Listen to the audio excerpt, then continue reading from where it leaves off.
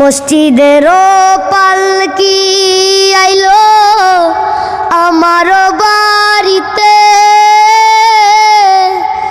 তাড়াতাড়ি সাজাও আমায় নতুন শাড়িতে রে।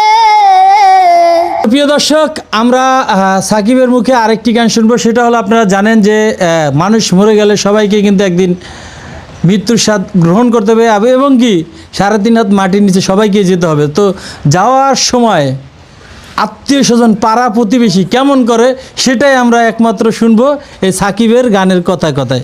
তো চলুন আমরা একটু সাকিবের মুখ থেকে শুনি। মসজিদের পালকি আইলো আমার বাড়িতে, তাড়াতাড়ি সাজাও আমায় নতুন শাড়িতে রে, তাড়াতাড়ি সাজাও আমায় নতুন শাড়িতে। মসজিদের পালকি আইলো আমার বাড়িতে, তাড়াতাড়ি সাজাও আমায় নতুন শাড়িতে রে, তাড়াতাড়ি সাজাও আমায় নতুন শাড়িতে।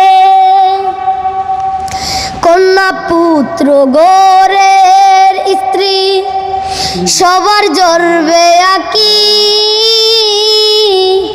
কেউ আটকাইতে পারবে না রে, দরজায় কারা পালকি রে, দরজায় কারা পালকি। কন্যা পুত্র গোরের স্ত্রী সবার জড়বে আকি, কেউ আটকাইতে পারবে না রে, দরজায় কারা পালকি রে, দরজায় কারা পালকি। মসজিদের পালকি আইলো আমার বাড়িতে,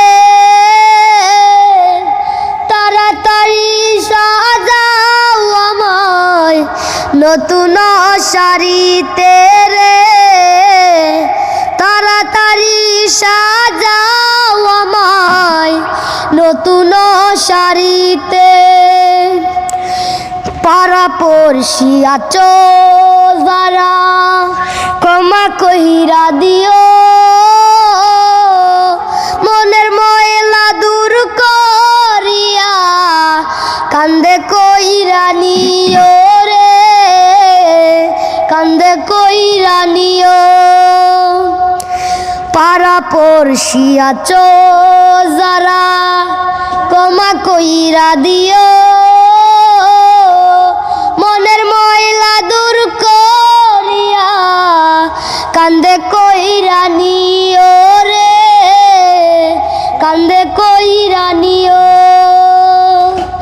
মসজিদের পালকি আইলো আমার বাড়িতে,